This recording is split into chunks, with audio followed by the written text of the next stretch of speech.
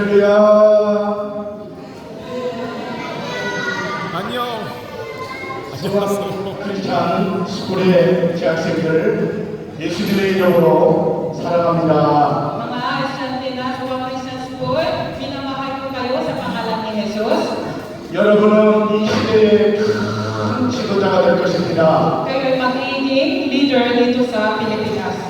왜냐하면 예수님을 섬기는 사람은 세계 모든 민족이 태어난 인재가 될 것입니다. Hindi lang dito sa Pilipinas, sa buong mundo, gagamitin kayo ng Diyos.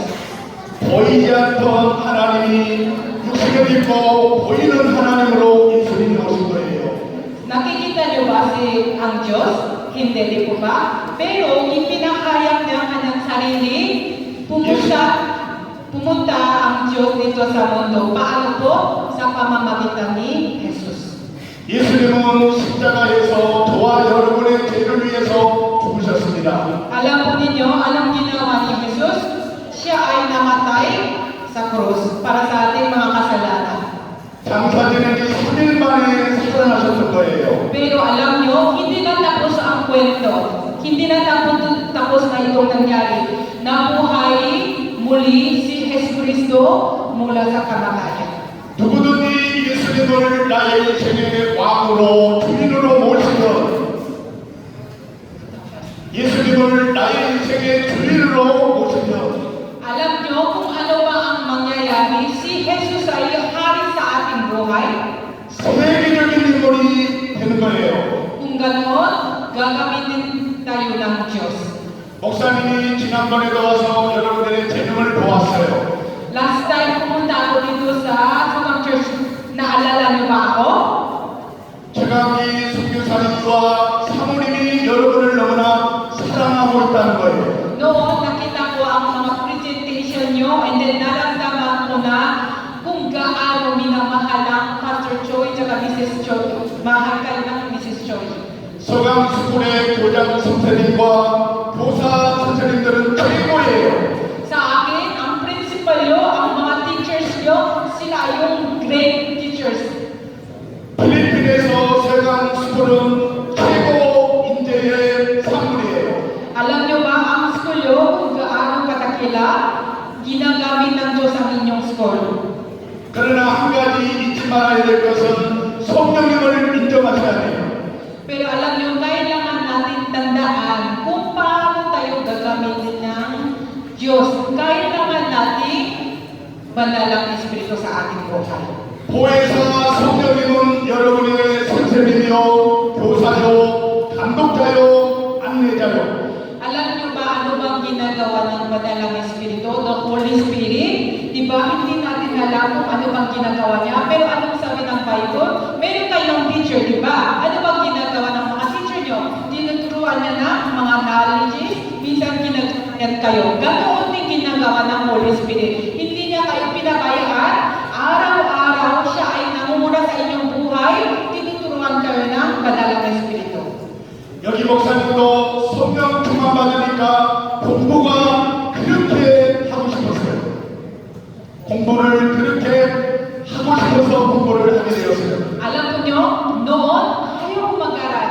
Sinong tinatama sa pag-aaral? Ako gano'n ako noon, pero napabago. Paano? Yung Holy Spirit, tinutulungan niya ako, pagkatapos niya, gusto ko na mag-aaral. Kaya ko na mag-aaral. 보혜사 성령님이 우리 친구들에게 한 분 한 분 만들어주시고 지혜와 지식과 명철을 주실 거예요. Alam nyo, di ba, minsan din na mahirap gawin ang mga isang bagay, mga project, yung isang mga subject, yung test, nahirapan kayo. Alam nyo ba? Kaya minsan tinatamad kayo pumapasok sa school, di po ba? Pero alam nyo, kung tinutulungan tayo ng banal na Espiritu, kaya natin gawin yan. 잠들기 전에도 기도하세요. Kaya anong dapat gawin natin? Ready na ang ating Diyos tumutulong sa atin. Kaya ano bang dapat gawin natin? Bago tayo matulong, manalangin tayo. 하루를 시작할 때도 기도하세요. Bago umpisa ng isang araw, sinong nanalangin? Dapat tayo manalangin lagi. 어떠한 역경도 인내하며 기도하면 세계적인 그러한 신학자, 세계적인 기자가 서강수군에서 나올 거예요. Alam nyo ba, minsan anong ginagawa? Dinidepende tayo sa ating sariling kakayahan lamang. Kaya, minsan nabibigo tayo, nanginginagaw natin, ayaw natin subukan. Pero alam nyo, kung tayo ay dumidepend sa Banal na Espiritu, kung humihingi tayo ng tulong sa ating Diyos, tutulungan niya tayo. At hindi natin alam kung ano ba ang mangyayari ating buhay. Gagamitin tayo ng ating Diyos. 우리는 이 조기처럼 연합해요. 기적이 쉬워요. 그러나 예수님께 붙들고 있으면 강한 능력의 소유자가 되는 겁니다. Alam nyo, itong papel, madaling makunin, di ba? Ganon din ang ating buhay dahil sa maraming nangyayari, nangingilaw loob natin, minsan dahil sa pinipuli tayo ng mga kaibigan, ayaw natin pumasok, ayaw natin gumising. Pero alam nyo, itong dahil sa ating mga kahinaan, ayaw natin gawin mga ibang bagay, ayaw natin harapin ang kinabukasan. Pero, kung panghawakan natin, kung kasama natin ang ating Diyos, si Jesus Cristo, panghawakan niya ang ating buhay. 이 볼펜이 누구의 손에 들려있느냐에 따라서 달라지는 거예요. Alam po ninyo, anong gamit pa itong pulpen para sa pagsusulat. Pero hindi lamang ito magagamit para sa pagsusulat. Dumidepende sa kung sino gagamit ng itong pulpen. 하나님의 손에 여러분 붙들어 주시면 능치 못한 일이 없는 거예요. Alam po ninyo, ito pagsusulat ginagamit, pero ibang mga tao ginagamit para kusok ng kaibigan. Mas habang kaawin yan, pagsulat lang na yan, di ba? Ganon din ang ating buhay. Kung hinahaya natin ating buhay sa turulang mundo, maaaring masasamang mangyari sa ating buhay. Masyadong limitado. Pero, ang Diyos na makapangyarihan, siya ang hawak sa ating buhay, great things will happen sa ating buhay. 예수님은 어제도 오늘도 내일도 동일하게 살아계신 분입니다. Alam po ninyo, ang mabago ang mga tao, di ba? Ang ating, di ba, damdamin, kanina ngayon, bukas, hindi natin alam ang nangyayari. Pero ang ating Diyos, hindi siya nagpabago kahapon, ngayon, kinabukasan. 그런데 한 가지 잊지 말아야 될 게 있습니다. Pero kailangan natin tandaan itong isang bagay. 예수님을 주인으로 믿어야 된다는 거예요. Ang ating Diyos, hindi mawawala, parehas siyang buhay. Ang tao, ang ating magulang, sila ay yung minsan buhay sila, tinutulungan tayo, pero times come, hindi nila tayo matutulungan din ko ba, mawawala din mga kaibigan. Pero ang Diyos, buhay siya ng magpakailanman. Lagi niya tayo tinutulungan, pero kailangan isang bagay, kailangan tayo ng sumampalataya kay Jesus. 예수님은 죽은 자도 살리십니다. Alam po ninyo, kayang-kayang buhayin ni Jesus ang mga patay. 부하기도 하시고 가난하게도 하십니다. May kakarihan si Jesus Cristo na ibibigay ng kayamanan sa atin.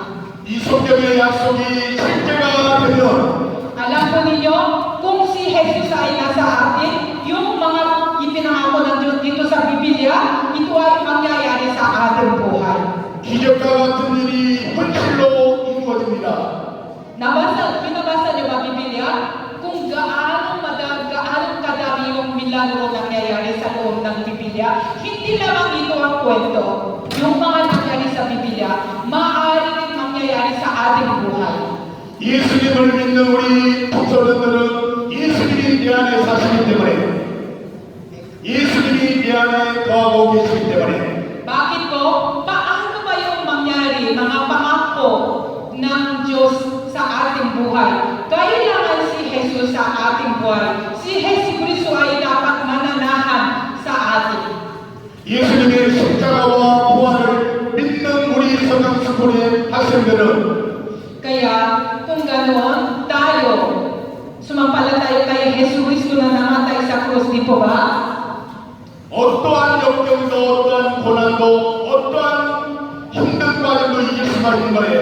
Kaya-kaya natin pagtagumpayan ng mga pagsubok. Hindi ko na sinasabing hindi darating problema. Darating ang problema, paghihirap sa ating buhay. Pero, palakasin tayo ng Diyos. Tutulungan niya tayo para magtagumpayan natin ang mga pagsubok, paghihirap. 지금 우리 청소년들이 열심히 학업에 충실해야 될 때인 거예요. Ano bang dapat gawin natin ngayon bilang anak ng Diyos? Dapat magsumikap tayo na mag-aaral. 이곳에서 세계적인 인물이 이미 나올 것을 목사님은 믿어요. Bakit po? May plano ang Diyos. Naniniwala ako na gagamitin kayo ng Diyos. Kaya magsumikap tayo para sa ating pag-aaral. 예수님은 우리 친구들의 동아리시기 때문에 마음의 소원을 갖는 친구들을 기뻐하세요. Alam po ninyo, 마음의 소원을 누구에 바치는 주님이기 때문에 우리 친구들이 소원을 주님께 아뢰세요. alam po ninyo, ang Diyos siya ay nagbibigay ng pag-asa, pangarap sa ating buhay. Kaya ano bang dapat gawin natin? Meron kayong pangarap. Kailangan natin sabihin sa ating Diyos, Lord, ito ang pangarap na binigay mo sa akin. Nais ko na ito ay matutupad. 선포기도하고 마치게요. 따라서 하세요. 소원으로 백지어다. Ngayon, ipahayag natin. Sabay natin ipahayag. Mangyayari. 믿음대로 백지어다. Tatsalan kayo. Okay, ipahayag natin. Mangyayari ang ating pangarap. 서강수풀에서 공부하는 모든 학생들은 세계적인 지도자가 될지어다. Ako ay maging leader. 우리 가문은 살아날지어다. Giginawa ang aking pamilya. 두 손 들고 나를 써주세요, 주님. Okay, itaas natin yung dalawang kamay. Gamitin mo ako, Panginoon. 세계적으로 주의 일을 감당하겠사오니 Panginoon, sumunod ako sa iyo. 나의 오른손을 붙잡아 주세요. Panghawakan mo ako, gamitin mo ako. 예수님 이름으로 기도합니다. Ito aking dalangin sa pangalan ni Jesus. Amen. 박수를 영광 돌리겠습니다.